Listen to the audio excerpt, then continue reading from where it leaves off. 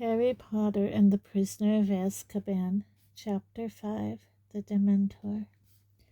Tom woke Harry next morning with his usual toothless grin and a cup of tea. Harry got dressed and was just persuading a disgruntled Hedwig to get back into her cage when Ron banged his way into the room, pulling a sweatshirt over his head and looking irritable. "The sooner we get on the train, the better," he said. "At least I can get away from Percy at Hogwarts. Now he's accusing me of dripping tea on his photo of Penelope Clearwater. You know," Ron grimaced, "his girlfriend. She's hidden her face under the frame because her nose has gone all blotchy." "I've got something to tell you," Harry began, but they were interrupted by Fred and George, who had looked in to congratulate Ron on infuriating Percy again. They headed down to breakfast, where Mr. Weasley was reading the front page of the Daily Prophet with a furrowed brow, and Mrs. Weasley was telling Hermione and Ginny about a love potion she'd made as a young girl. All three of them were rather giggly. "What were you saying?" Ron asked Harry as they sat down. "Later," Harry muttered as Percy stormed in. Harry had no chance to speak to Ron or Hermione in the chaos of leaving. They were too busy heaving all their trunks down the leaky cauldron's narrow staircase and piling them up near the door, with Hedwig and Hermes, Percy's screech owl, perched on top in their cages. A small wicker work basket stood beside the heap of trunks, spitting loudly. "It's all right, Crookshanks," Hermione cooed through the wicker work. "I'll let you out on the train." "You won't," snapped Ron. "What about poor Scabbers, eh?" He pointed at his chest, where a large lump indicated that Scabbers was curled up in his pocket. Mr. Weasley, who had been outside waiting for the ministry cars, stuck his head inside. "They're here," he said. "Harry, come on." Mr. Weasley marched Harry across the short stretch of pavement towards the first of two old-fashioned dark green cars, each of which was driven by a furtive-looking wizard wearing a suit of emerald velvet. "In you get, Harry," said Mr. Weasley, glancing up and down the crowded street. Harry got into the back of the car and was shortly joined by Hermione, Ron, and to Ron's disgust, Percy. The journey to King's Cross was very uneventful compared to Harry's trip on the night bus. The Ministry of Magic cars seemed almost ordinary, though Harry noticed that they could slide through gaps that Uncle Vernon's new company car certainly couldn't have managed. They reached King's Cross with 20 minutes to spare. The ministry drivers found them trolleys, unloaded their trunks, touched their hats to Mr. Weasley, and drove away, somehow managing to jump to the head of an unmoving queue for the traffic lights. Mr. Weasley kept close to Harry's elbow all the way into the station. "Right then," he said, glancing around them. "Let's do this in pairs, as there are so many of us. I'll go through first with Harry." Mr. Weasley strolled towards the barrier between platforms 9 and 10, pushing Harry's trolley and apparently very interested in the Intercity 125 that had just arrived at platform 9. With a meaningful look at Harry, he leant casually against the barrier. Harry imitated him. Next moment they had fallen sideways through the solid metal onto platform 9 3/4 and looked up to see the Hogwarts Express, a scarlet steam engine, puffing smoke over a platform packed with witches and wizards seeing their children onto the train. Percy and Ginny suddenly appeared behind Harry. They were panting and had apparently taken the barrier at a run. "Ah, there's Penelope," said Percy, smoothing his hair and going pink again.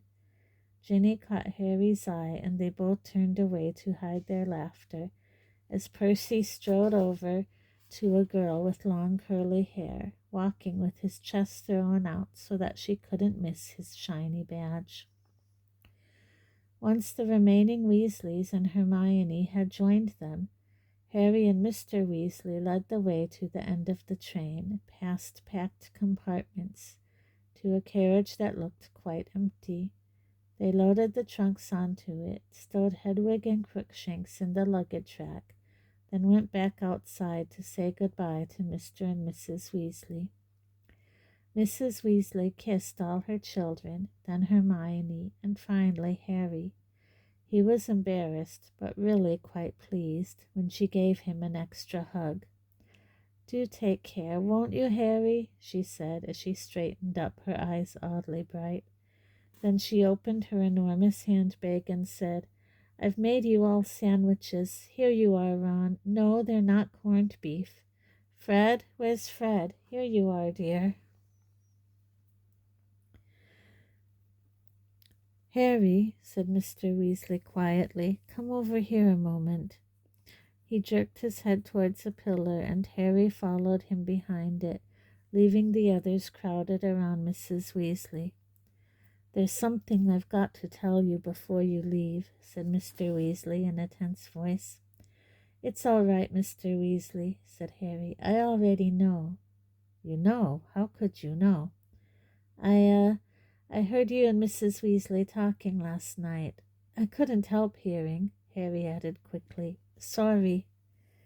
"That's not the way I'd have chosen for you to find out," said Mr. Weasley, looking anxious. "No, honestly, it's okay. This way you haven't broken your word to Fudge, and I know what's going on." "Harry, you must be very scared." "I'm not," said Harry sincerely. "Really," he added, because Mr. Weasley was looking disbelieving. "I'm not trying to be a hero, but seriously, Sirius Black can't be worse than Voldemort, can he?" Mr. Weasley flinched at the sound of the name, but overlooked it. "Harry, I knew you were, well, made of stronger stuff than Fudge seemed to think, and I'm obviously pleased that you're not scared, but—" "Arthur!" called Mrs. Weasley, who was now shepherding the rest onto the train. "Arthur, what are you doing? It's about to go." "He's coming, Molly," said Mr. Weasley, but he turned back to Harry and kept talking in a lower and more hurried voice. "Listen, I want you to give me your word that I'll be a good boy and stay in the castle," said Harry gloomily. "Not entirely," said Mr. Weasley, who looked more serious than Harry had ever seen him. "Harry, swear to me you won't go looking for Black." Harry stared. "What?" There was a loud whistle. Guards were walking along the train, slamming all the doors shut. "Promise me, Harry," said Mr. Weasley, talking more quickly still, "that whatever happens—" "Why would I go looking for someone I know wants to kill me?" said Harry blankly. "Swear to me that whatever you might hear—" "Arthur, quickly!" cried Mrs. Weasley. Steam was billowing from the train. It had started to move.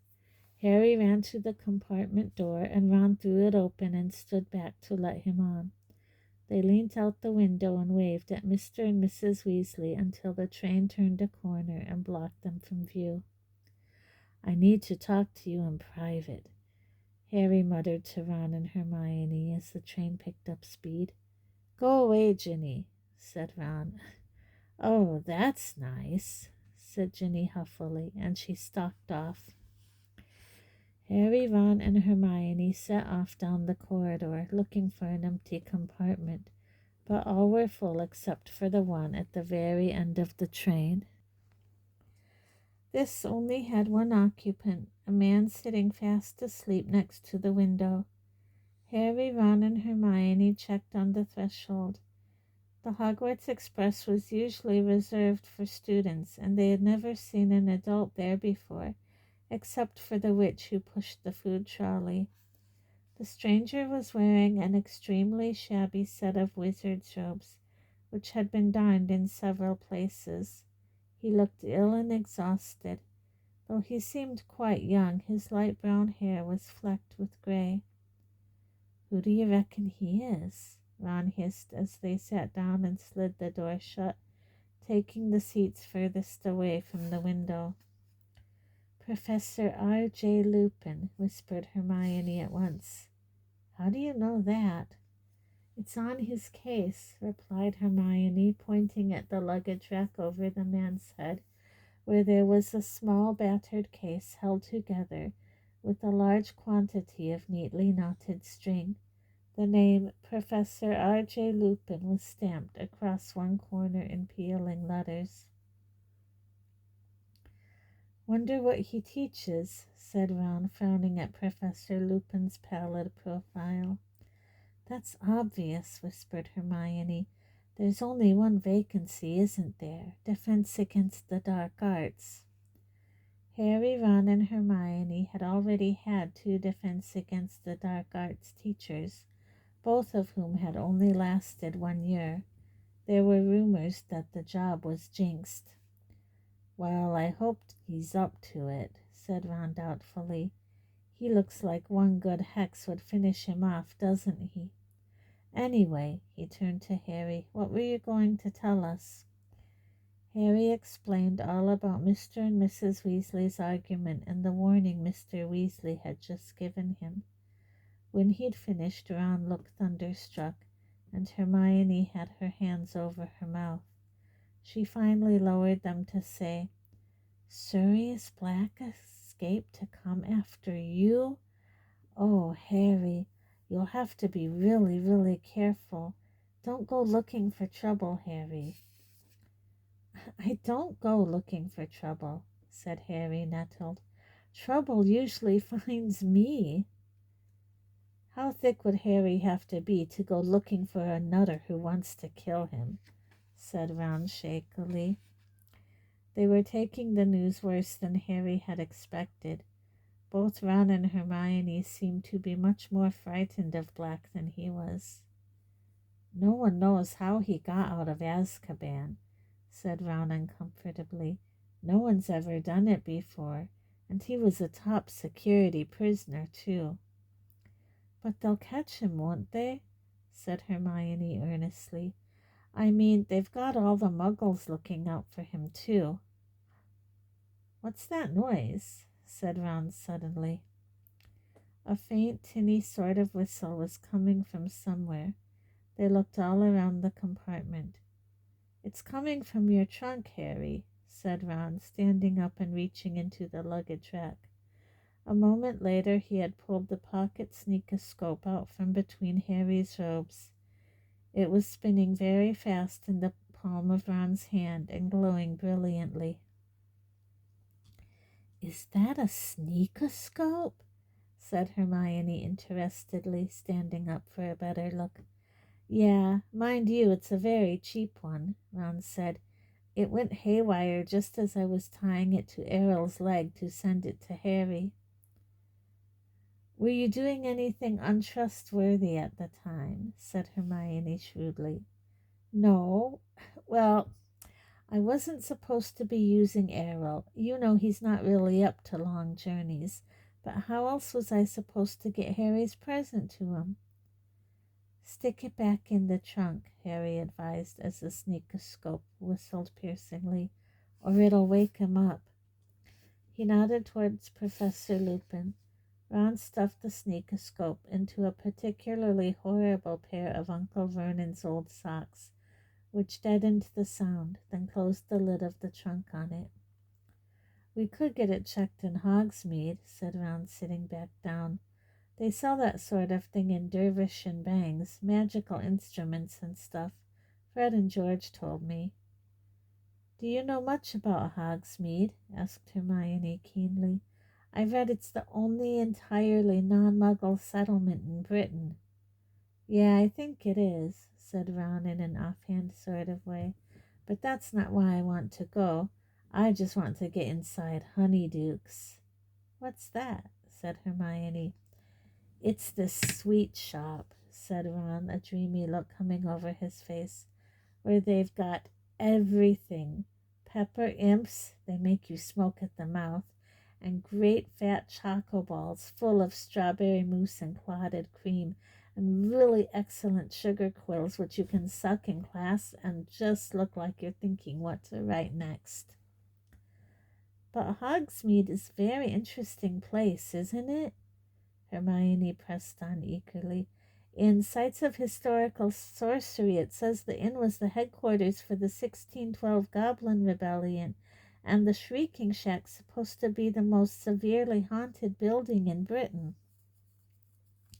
And massive sherbet balls that make you levitate a few inches off the ground while you're sucking them, said Ron, who was plainly not listening to a word Hermione was saying. Hermione looked at Harry. Won't it be nice to get out of school for a bit and explore Hogsmeade? Expect it will, said Harry heavily. You'll have to tell me when you found out.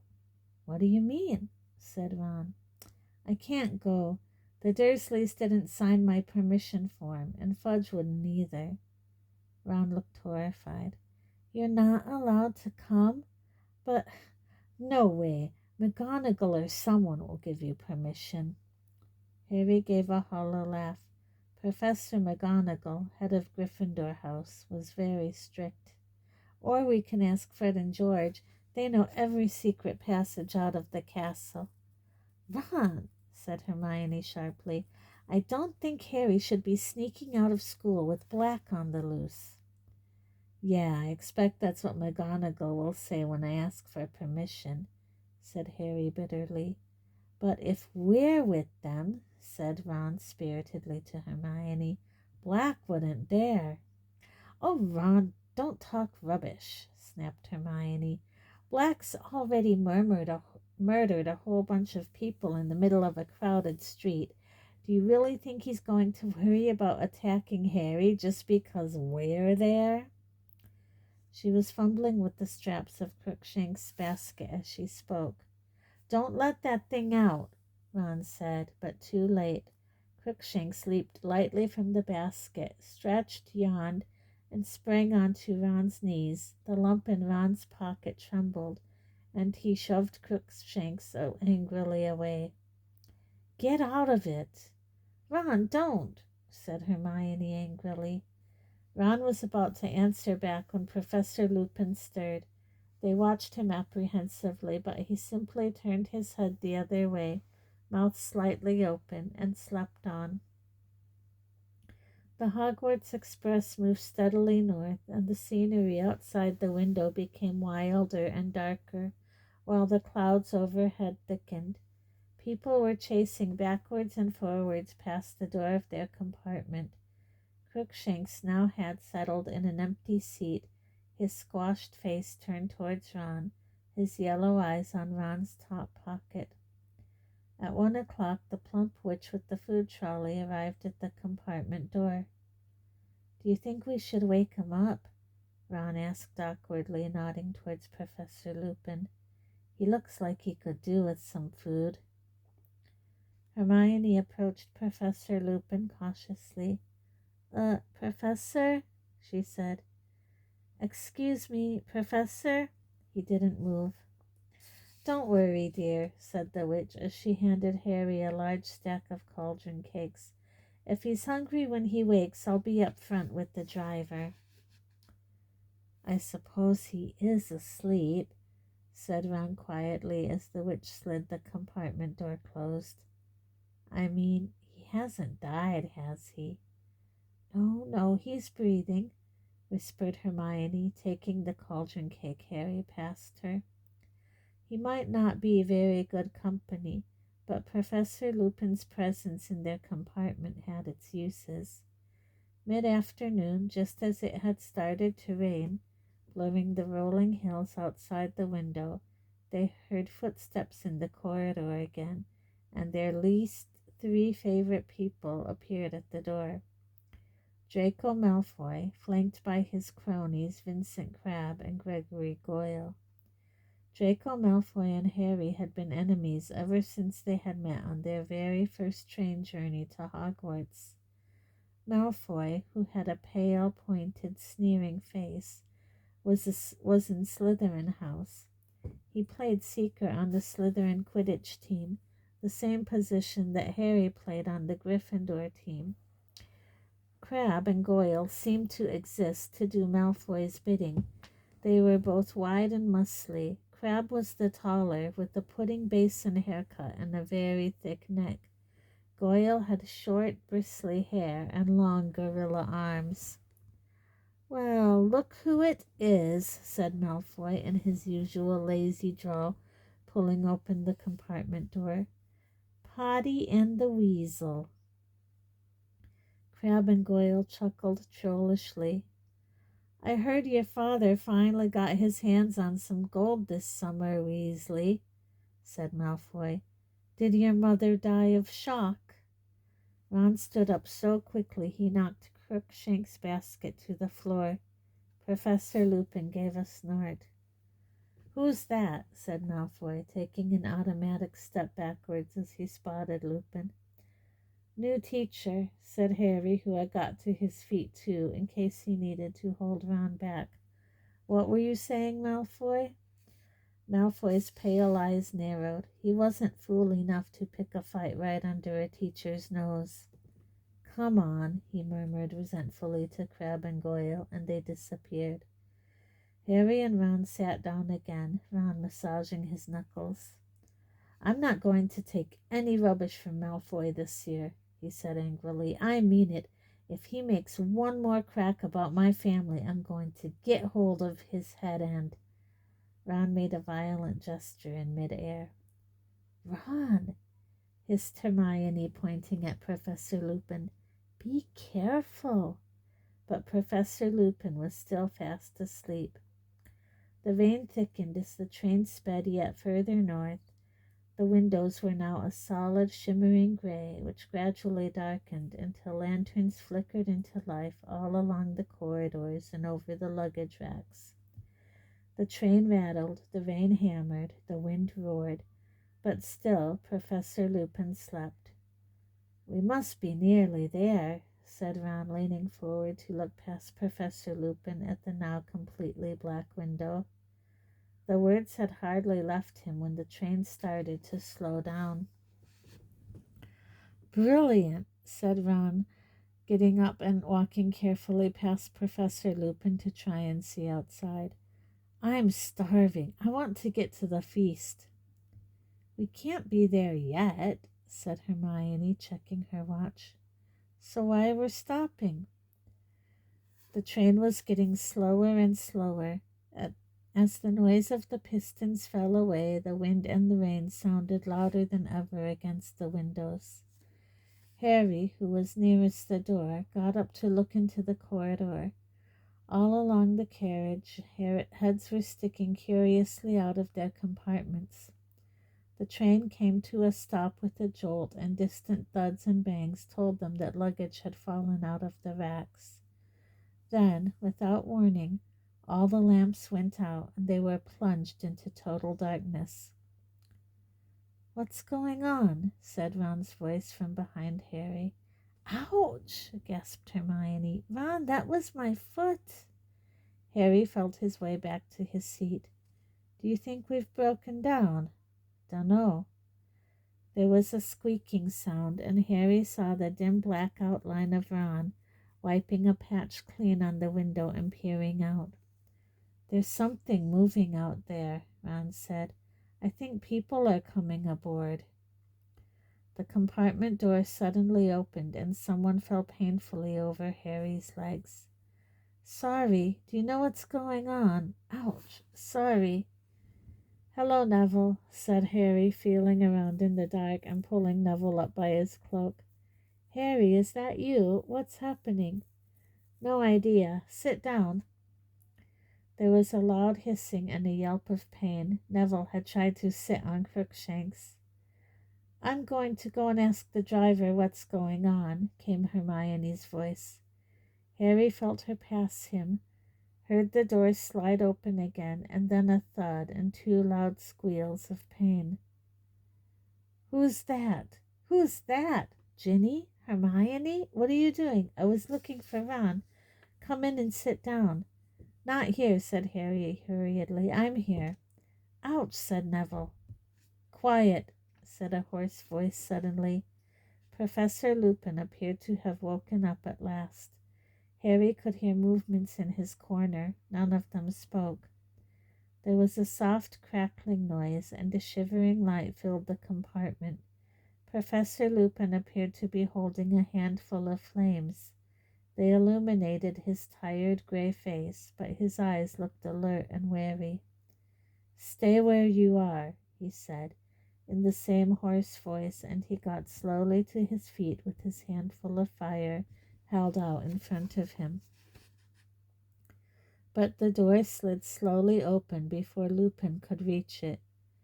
Standing in the doorway, illuminated by the shivering flames in Lupin's hand, was a cloaked figure that towered to the ceiling. Its face was completely hidden beneath its hood. Harry's eyes darted downwards, and what he saw made his stomach contract. There was a hand protruding from the cloak, and it was glistening, grayish, slimy looking, and scabbed, like something dead that had decayed in water. It was visible only for a split second. As though the creature beneath the cloak sensed Harry's gaze, the hand was suddenly withdrawn into the folds of the black material. And then the thing beneath the hood, whatever it was, drew a long, slow, rattling breath, as though it was trying to suck something more than air from its surroundings. An intense cold swept over them all. Harry felt his own breath catch in his chest. The cold went deeper than his skin. It was inside his chest. It was inside his very heart. Harry's eyes rolled up into his head. He couldn't see. He was drowning in cold. There was a rushing in his ears as though of water. He was being dragged downwards, the roaring growing louder. And then, from far away, he heard screaming, terrible, terrified, pleading screams. He wanted to help whoever it was. He tried to move his arms, but couldn't. A thick white fog was swirling around him, inside him. "Harry, Harry, are you all right?" Someone was slapping his face. What? Harry opened his eyes. There were lanterns above him, and the floor was shaking. The Hogwarts Express was moving again, and the lights had come back on. He seemed to have slid out of his seat onto the floor. Ron and Hermione were kneeling next to him, and above them he could see Neville and Professor Lupin watching. Harry felt very sick when he put up his hand to push his glasses back on. He felt cold sweat on his face. Ron and Hermione heaved him back onto his seat. "Are you okay?" Ron asked nervously. "Yeah," said Harry, looking quickly towards the door. The hooded creature had vanished. "What happened? Where's that thing? Who screamed?" "No one screamed," said Ron, looked more nervously still. Harry looked around the bright compartment. Ginny and Neville looked back at him, both very pale.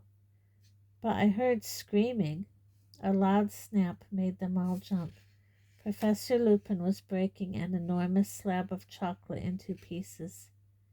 "Here," he said to Harry, handing him a particularly large piece. "Eat it. It'll help." Harry took the chocolate but didn't eat it. "What was that thing?" he asked Lupin.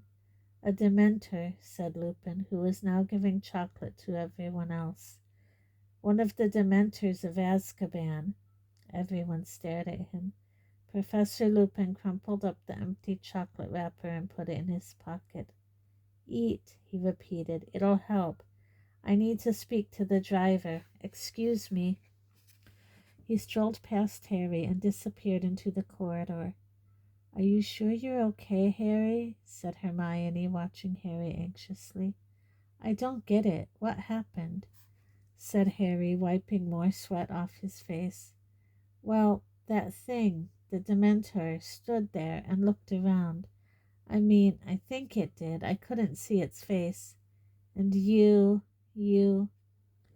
"I thought you were having a fit or something," said Ron, who still looked scared.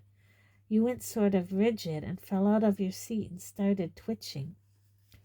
"And Professor Lupin stepped over you and walked towards the Dementor and pulled out his wand," said Hermione. "And he said, 'None of us is hiding Sirius Black under our cloaks. Go.' But the Dementor didn't move, so Lupin muttered something, and a silvery thing shot out of his wand at it, and it turned round and sort of glided away."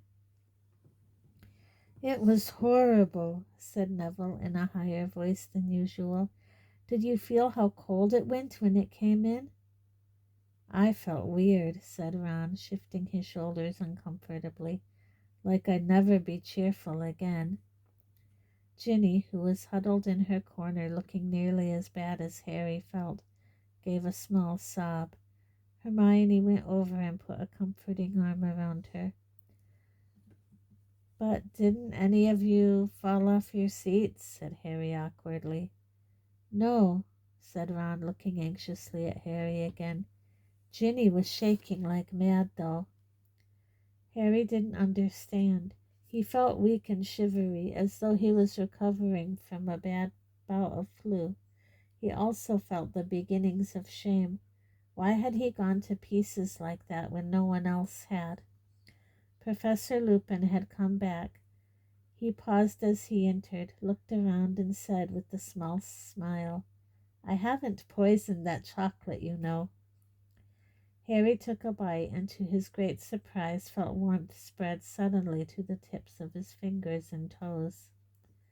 "We'll be at Hogwarts in 10 minutes, said Professor Lupin. "Are you all right, Harry?" Harry didn't ask how Professor Lupin knew his name. "Fine," he muttered, embarrassed. They didn't talk much during the remainder of the journey. At long last the train stopped at Hogsmeade Station, and there was a great scramble to get out. Owls hooted, cats mewed, and Neville's pet toad croaked loudly from under his hat. It was freezing on the tiny platform. Rain was driving down in icy sheets. "First years this way," called a familiar voice. Harry, Ron, and Hermione turned and saw the gigantic outline of Hagrid at the other end of the platform, beckoning the terrified-looking new students forward for their traditional journey across the lake. "All right, you three," Hagrid yelled over the heads of the crowd. They waved at him, but had no chance to speak to him because the mass of people around them was shunting them away along the platform. Harry, Ron, and Hermione followed the rest of the school out onto a rough mud track where at least 100 stagecoaches awaiting the remaining students, each pulled, Harry could only assume, by an invisible horse, because when they climbed inside one and shut the door, the coach set off all by itself, bumping and swaying in procession. The coach smelled faintly of mold and straw. Harry felt better since the chocolate, but still weak. Ron and Hermione kept looking at him sideways, as though frightened he might collapse again. As the carriage trundled towards a pair of magnificent wrought iron gates, flanked with stone columns topped with winged boars, Harry saw 2 more towering hooded Dementors standing guard on either side. A wave of cold sickness threatened to engulf him again. He leaned back into the lumpy seat and closed his eyes until they had passed through the gates.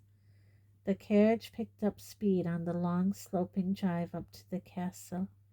Hermione was leaning out of the tiny window, watching the many turrets and towers draw nearer. At last the carriage swayed to a halt, and Hermione and Ron got out. As Harry stepped down, a drawling, delighted voice sounded in his ear. "You fainted, Potter? Is Longbottom telling the truth? You actually fainted?"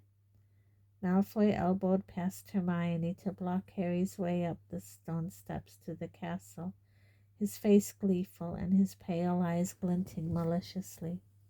"Shove off, Malfoy," said Ron, whose jaw was clenched. "Did you faint as well, Weasley?" said Malfoy loudly. Did the scary old Dementor frighten you too, Weasley? Is there a problem? Said a mild voice. Professor Lupin had just got out of the next carriage. Malfoy gave Professor Lupin an insolent stare, which took in the patches on his robes and the dilapidated suitcase. With a tiny hint of sarcasm in his voice, he said, "Oh, no, Professor." Then he smirked at Crabbe and Goyle and led them up the steps into the castle. Hermione prodded Ron in the back to make him hurry, and the three of them joined the crowd swarming up the steps, through the giant oak front doors, and into the cavernous entrance hall, which was lit with flaming torches and housed a magnificent marble staircase, which led to the upper floors. The door into the great hall stood open at the right. Harry followed the crowd towards it, but had barely glimpsed the enchanted ceiling, which was black and cloudy tonight, when a voice called, "Potter, Granger, I want to see you both." Harry and Hermione turned around, surprised. Professor McGonagall, Transfiguration teacher and head of Gryffindor House, was calling over the heads of the crowd. She was a stern-looking witch who wore her hair in a tight bun. Her sharp eyes were framed with square spectacles. Harry fought his way over to her with a feeling of foreboding. Professor McGonagall had a way of making him feel he must have done something wrong. "There's no need to look so worried. I just want a word in my office," she told them. "Move along there, Weasley." Ron stared as Professor McGonagall ushered Harry and Hermione away from the chattering crowd. They accompanied her across the entrance hall, up the marble staircase, and along a corridor. Once they were in her office, a small room with a large welcoming fire. Professor McGonagall motioned Harry and Hermione to sit down. She settled herself behind her desk and said abruptly, "Professor Lupin sent an owl ahead to say that you were taken ill on the train, Potter." Before Harry could reply, there was a soft knock on the door, and Madame Pomfrey, the matron, came bustling in. Harry felt himself going red in the face. It was bad enough that he'd passed out, or whatever he had done, without everyone making all this fuss. "I'm fine," he said. "I don't need anything." "Oh, it's you, is it?" said Madame Pomfrey, ignoring this and bending down to stare closely at him. "I suppose you've been doing something dangerous again." "It was a Dementor, Poppy," said Professor McGonagall. They exchanged a dark look, and Madame Pomfrey clucked disapprovingly. "Setting Dementors around a school," she muttered, pushing Harry's hair back and feeling his forehead. "He won't be the first one who collapses. Yes, he's all clammy. Terrible things they are, and the effect they have on people who are already delicate." "I'm not delicate," said Harry crossly. "Of course you're not," said Madame Pomfrey absent-mindedly, now taking his pulse. "What does he need?" said Professor McGonagall crisply. "Bed rest? Should he perhaps spend tonight in the hospital wing?" "I'm fine," said Harry, jumping up. The idea of what Draco Malfoy would say if he had to go to the hospital wing was torture. "Well, he should have some chocolate at the very least," said Madame Pomfrey, who was now trying to peer into Harry's eyes. "I've already had some," said Harry. "Professor Lupin gave me some. He gave it to all of us." "Did he now?" said Madame Pomfrey approvingly. "So we finally got a defense against the dark arts teacher who knows his remedies." "Are you sure you feel all right, Potter?" said Professor McGonagall sharply. "Yes," said Harry. "Very well. Kindly wait outside while I have a quick word with Miss Granger about her timetable. Then we can go down to the feast together." Harry went back into the corridor with Madame Pomfrey, who left for the hospital wing, muttering to herself. He only had to wait a few minutes. Then Hermione emerged looking very happy about something, followed by Professor McGonagall, and the three of them made their way back down the marble staircase to the great hall. It was a sea of pointed black hats. Each of the long house tables was lined with students, their faces glimmering by the light of thousands of candles which were floating over the tables in midair. Professor Flitwick, who was a tiny little wizard with a shock of white hair, was carrying an ancient hat and a three-legged stool out of the hall. "Oh," said Hermione softly, "we've missed the sorting." New students at Hogwarts were sorted into houses by trying on the sorting hat, which shouted out the house they were best suited to: Gryffindor, Ravenclaw, Hufflepuff, or Slytherin. Professor McGonagall strode off towards her empty seat at the staff table, and Harry and Hermione set off in the other direction as quietly as possible towards the Gryffindor table. People looked around at them as they passed along the back of the hall, and a few of them pointed at Harry. Had the story of him collapsing in front of the Dementor really traveled that fast? He and Hermione sat down on either side of Ron, who had saved them seats. "What was that all about?" he muttered to Harry. Harry started to explain in a whisper, but at that moment the headmaster stood up to speak, and he broke off. Professor Dumbledore, though very old, always gave an impression of great energy. He had several feet of long silver hair and beard, half-moon spectacles, and an extremely crooked nose. He was often described as the greatest wizard of the age, but that wasn't why Harry respected him. You couldn't help trusting Albus Dumbledore, and as Harry watched him beaming around at the students, he felt really calm for the first time since the Dementor had entered the train compartment.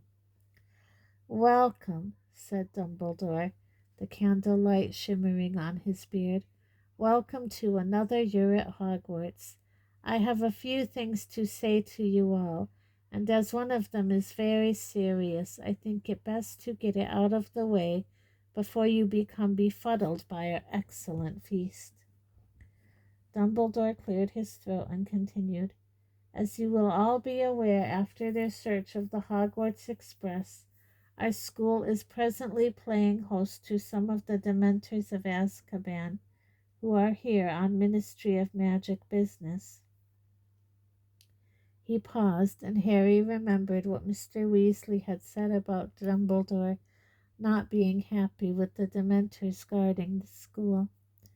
"They are stationed at every entrance to the grounds," Dumbledore continued, "and while they are with us, I must make it plain that nobody is to leave school without permission. Dementors are not to be fooled by tricks or disguises, or even invisibility cloaks," he added blandly, and Harry and Ron glanced at each other. It is not in the nature of a Dementor to understand pleading or excuses. I therefore warn each and every one of you to give them no reason to harm you.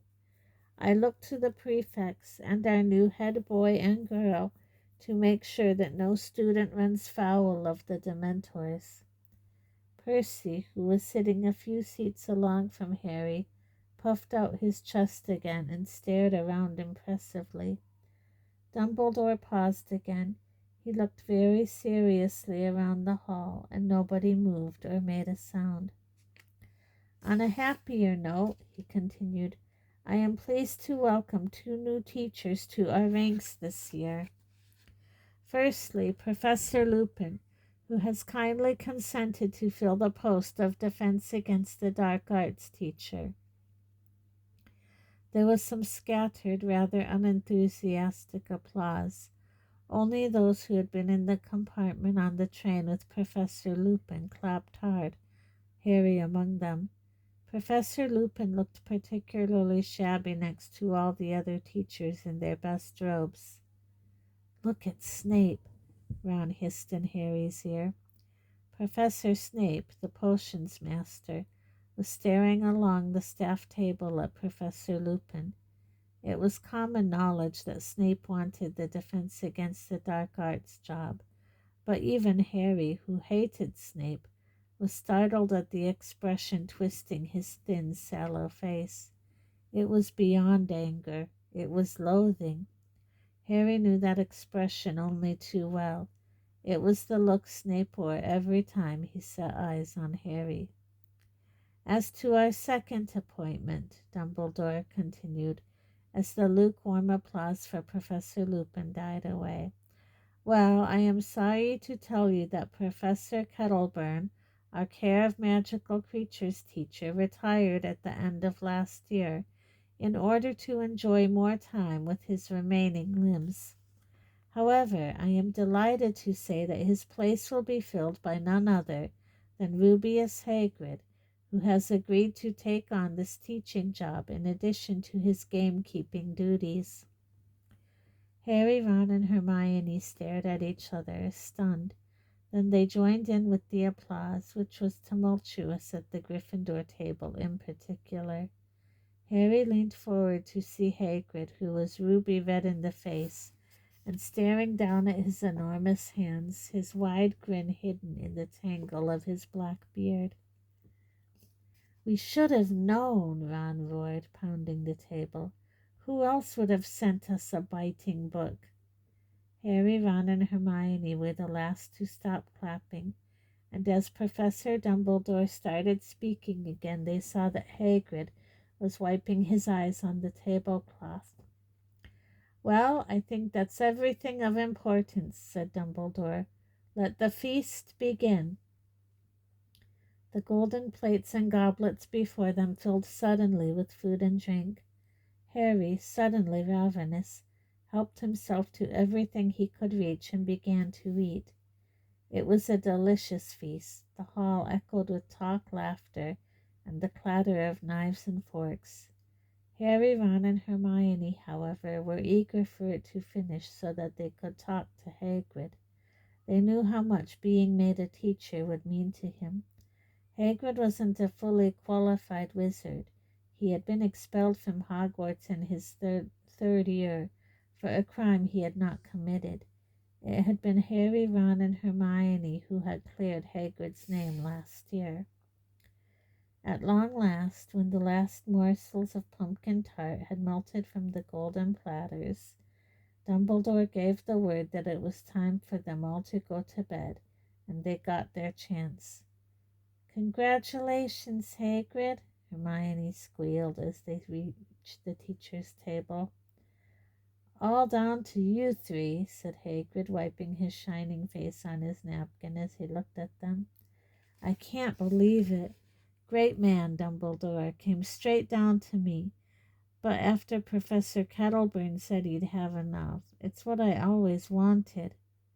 Overcome with emotion, he buried his face in his napkin, and Professor McGonagall shooed them away. Harry, Ron, and Hermione joined the Gryffindors streaming up the marble staircase, and, very tired now, along more corridors, up more and more stairs, to the hidden entrance to Gryffindor Tower. A large portrait of a fat lady in a pink dress asked them, "Password?" Coming through," Percy called from behind the crowd. "The new password's Fortuna Major."